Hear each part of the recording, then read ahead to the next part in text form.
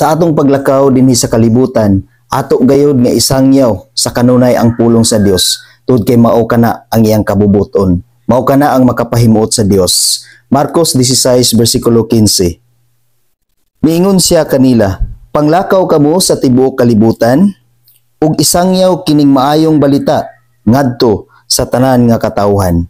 Unsay ingon ni Lord igsuon, manglakaw kita sa tibuok kalibutan ug atong isangyaw ang maayong balita.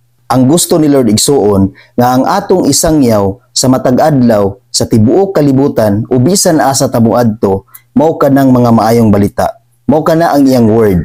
Dili niya gusto igsuon nga ang atong isangyaw ngadto sa atong isigkatawo dili mahitungod kaniya ug dili mahitungod sa Biblia, dili mahitungod sa iyang word, dili mahimuot ang Dios niya na igsuon. Apan kung ang atong isangyaw ngadto sa atong isigkatawo, ngadto sa atong pamilya, ngadto sa atong amigo o sa tanan nga mga katawhan nga atong ma-encounter, ang pulong sa Dios ang atong isangyaw. Tud kay mao kana ang makapahimuot kaniya, mao kana ang iyang kabubuton. Ug kinahanglan igsuon nga sa atong pagkadungog sa pulong sa Dios, ato gayud kining tuuhan, ug ato gayud kining huptan nga mga pulong, ug ato gayud kining ikinabuhi nga mga pulong igsuon. Tud kay iya kining pulong, iya kining word.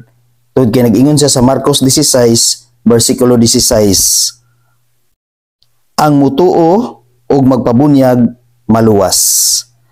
Apan ang dili mutuo silutan. Igsuon kinahanglang mutuo gayud kita sa pulong sa Dios. Tud kay pinaagi na ng atong pagtuo, pinaagi sa atong pagdawat na Hesus, pinaagi sa atoang pagdawat sa iyahang word, mutuo kita ug pinaagi ni ana kita mudawat nga kinasingkasing gayud.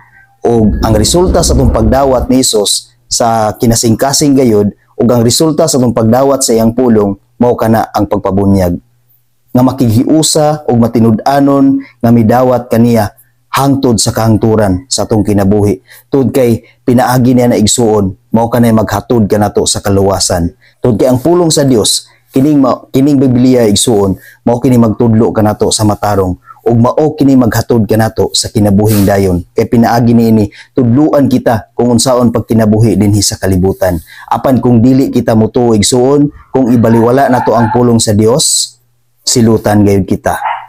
Maong sa kanunay igsuon mutuo ug mudawat kita sa pulong sa Dios ug maminaw kita niini bisan kinsa nga magsangyaw igsuon, basta ang pulong sa Dios ang gisangyaw, dili pulong nga dili iya sa Dios. Tud kay ang gusto sa Dios ang atong isangyaw mga maayong balita mahitungod kaniya, ato gayud kanang tuuhan igsuon. Tud kay mao kanay magtudlo kanato sa pagkinabuhi nga matarong dinhi sa kalibutan.